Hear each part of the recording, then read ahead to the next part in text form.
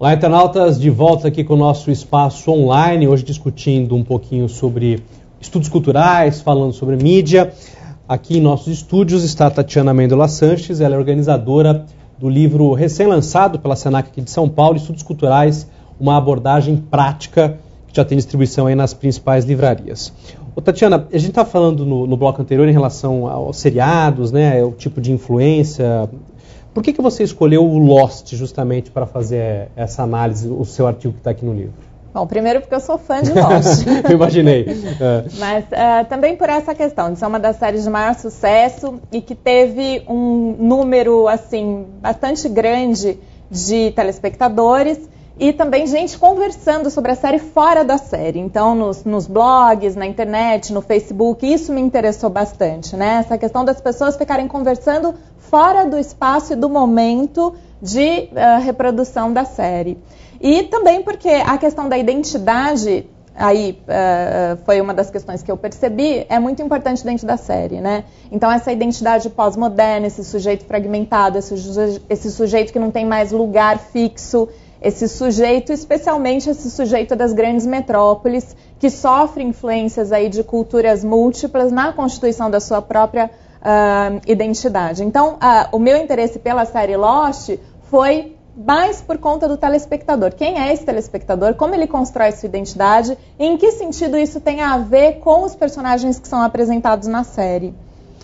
Você acredita que a gente tem, dentro desse universo do próprio público, uma segmentação, por exemplo? Quando a gente fala de novela, a gente fala de um público muito mais amplo. Quando você passa a falar de seriado, você já vai fechando um pouco o leque, e principalmente o Lost, por exemplo, que a pessoa que assistiu lá todas as temporadas para saber a conclusão ou não conclusão, tem gente que não gostou, isso é um pouco mais restrito para esse universo ou não? Quer dizer, se você passasse o Lost em TV aberta, ele também teria o mesmo tipo de discussão, digamos? É difícil dizer, né? Porque até acho que o próprio SBT passou Lost depois, então foi de alguma forma veiculada pela TV aberta.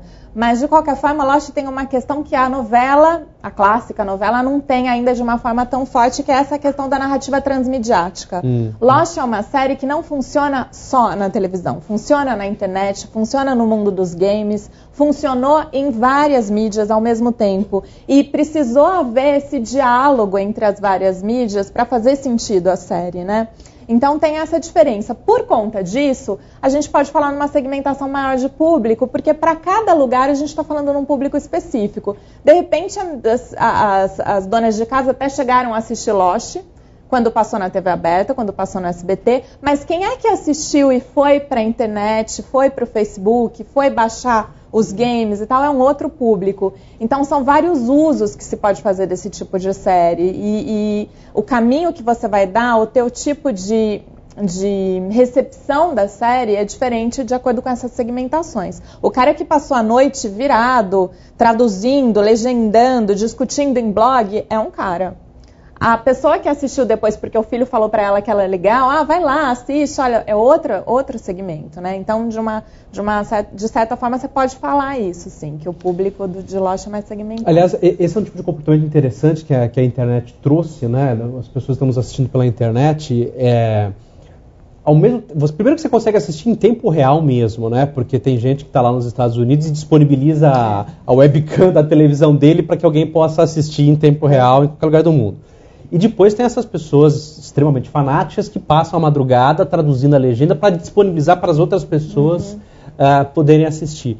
Esse é um estudo muito atual desse comportamento, até de massa, digamos, de comunicação de massa, presente no dia a dia? Talvez claro que a comunicação de massa é veiculada pela comunicação de massa, né, pelos meios de comunicação de massa, mas hoje os estudos culturais procuram não usar esse termo comunicação de massa, justamente porque cada vez mais nas mãos dos produtores e dos receptores a gente tem essa troca.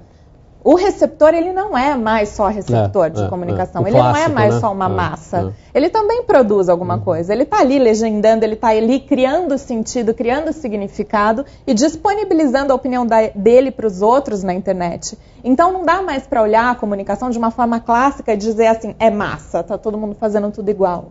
Claro que na maior parte das vezes é assim, mas muitas vezes esses receptores também produzem, e produzem sentidos aí super interessantes de serem investigados. E até os fóruns que são criados, os né? Fóruns, que se tornam um grande espaço de discussão, sim, né? um grande espaço de discussão das questões que são apresentadas pela série, das questões, e aí a gente pode olhar para todas as práticas culturais, das questões que são apresentadas pelas televisões e tudo mais. Uma novela recente tentou fazer isso, eu não lembro o nome da novela, mas uma que tinha um blog de uma das personagens. Tentou criar esse ambiente fora da televisão, um espaço de debates. Então é uma tentativa aí, essa questão transmediática é uma coisa que está crescendo. Cada vez mais os produtos da cultura, da comunicação, eles são veiculados de forma a permitir essa produção de sentido por parte dos receptores. Bom, a gente tem mais uma perguntinha nas ruas, até para continuar essa discussão, Tatiana, vamos ver qual é a pergunta e a gente responde na sequência. Por ter tanta influência, você não acha que a mídia deveria ter um pouco mais de cuidado com as coisas que apresenta? Pergunta clássica, né? E aí? Então, acho que é uma boa pergunta, mas a grande questão aqui é, será que é só a mídia que tem que ter um pouco mais de cuidado ou é o receptor que tem que ter um pouco mais de influência? Porque se o receptor se colocar mais, aí, claro, a mídia muda, né?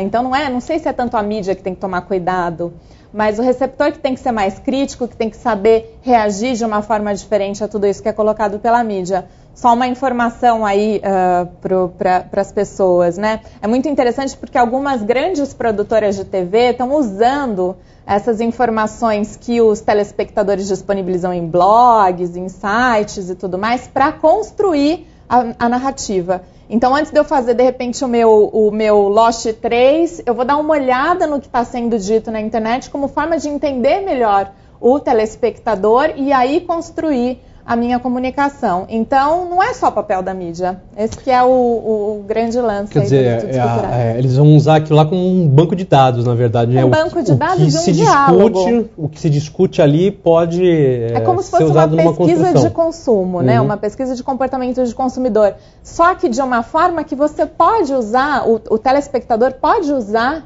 isso como forma de criticar também a mídia, né? Se ele diz ali o cara que fez a pergunta falou assim, não devia ter mais cuidado, a mídia, né? Poxa, que coisa, fazer isso com a gente. E a gente? Vamos lá, vamos fazer alguma coisa também, né?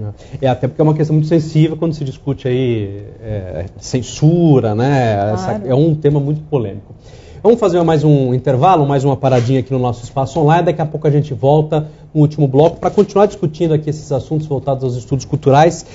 O livro que foi organizado pela Tatiana Amêndola Sanches, Estudos Culturais, uma abordagem prática da editora Senac aqui de São Paulo, que já foi lançado, já está nas livrarias. Então a gente faz um break rapidinho e na sequência a gente volta com mais esse tema aqui para você na Jovem Pan Online. Até já.